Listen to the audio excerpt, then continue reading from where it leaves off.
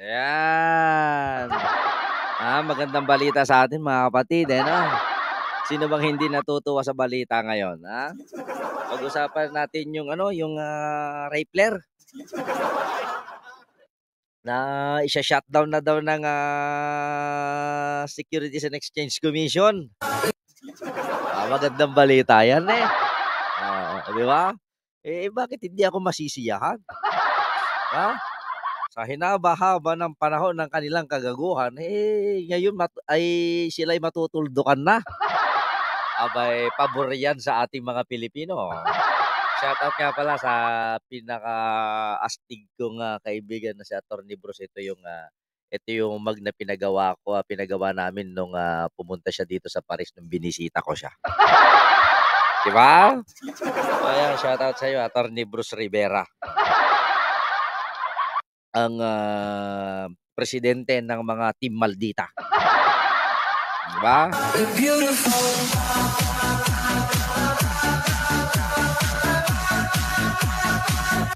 Sino nga bang hindi matutuwa doon sa balita na nagbalita mismo ay yung si Maria Risa na sinabi niya sila ay binigyan na ng shutdown notice ng SEC. Di wow. Isa na ako sa pinakamasaya dyan. Wow. Paano ngayon yan? Parang sinasabi ni Maria Risa, magsha-shutdown na kami, mawawalan na ng legalidad yung pinagkakaperahan namin. Ayaw lang niyang sabihin, diretso na lang niya sa akin.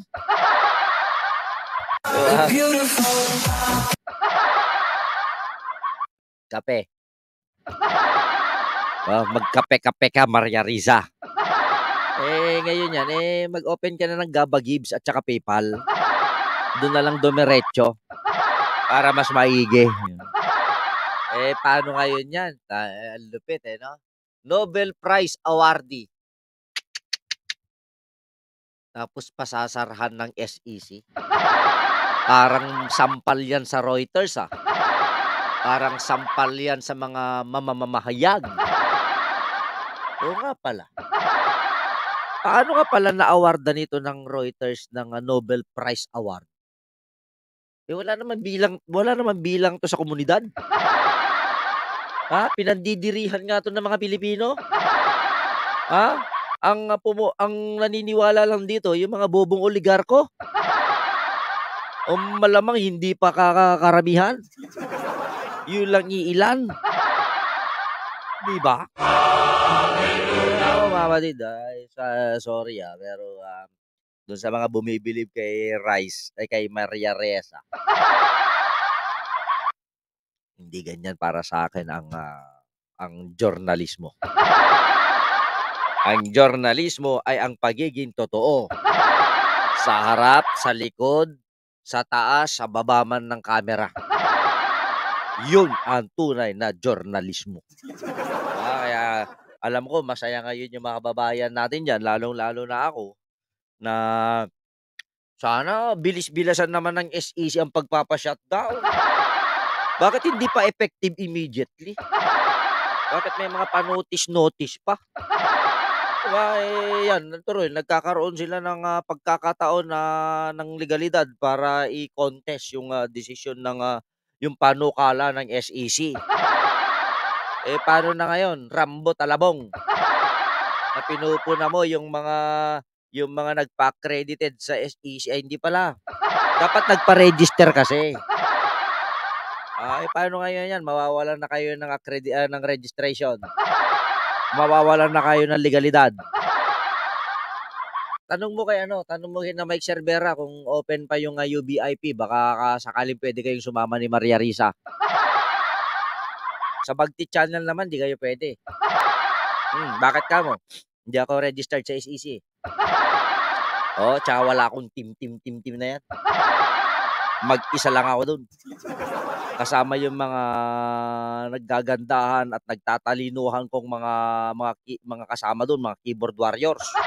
Sa Bagtit Channel, bawal ang bobo eh. Doon pa lang, hindi na kayo pwede.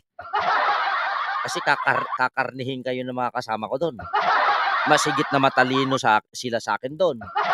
Kaya binabati ko yung aking mga kasama dyan, lalong-lalo na yung mga nagpa-member ng channel ng JR Bagtit. Mga kapatid, daghang salamat sa inyong tanan. Diba?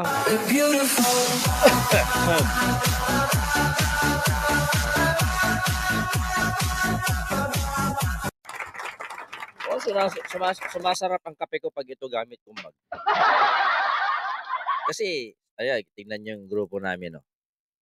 Solid diehard Duterte supporters in France. Kami yan. Dalawa lang kami ng kumare ko dyan. Kumare kong si Ami Pusong. Presidente siya ng solid diehard Duterte supporters in France. Siya pa rin ang presidente ng Partido Federal.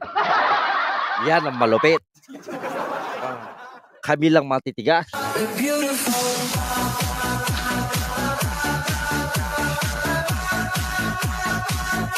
Wow. So yan doon sa mga puwera kahipokritohan mga kapwa ko Pilipino. Di ba masaya ka? Masaya rin ako. Masaya sila. Lahat tayo masaya. Samantalang ang malungkot, mga taga-Rappler.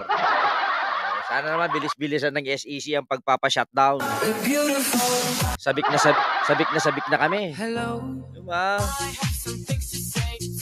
Sino ba hindi masasabik? Kaya Rappler, magbalkot-balkot na kayo dahil anytime mapapasarhan na pala kayo. Ang saya ng buhay sa Pilipinas, mawawalan na. Sabi pa ni Maria Risa kanina doon sa kanyang statement hindi daw sila magiging kalaban ni BBM. Nyek nyo, sino niloloko nyo? Ganyan din yung sinabi nyo kay Digong. Pero lahat ng galaw ni Digong, pinupulaan ninyo at ginagawa nyong masama si Digong sa mga tao. Lalong-lalo na sa mga bobo. Diba? Kaya masaya ako, masaya sila, masaya kami na magsasara kayo. Babush! Yun lang and have a good day. Panis!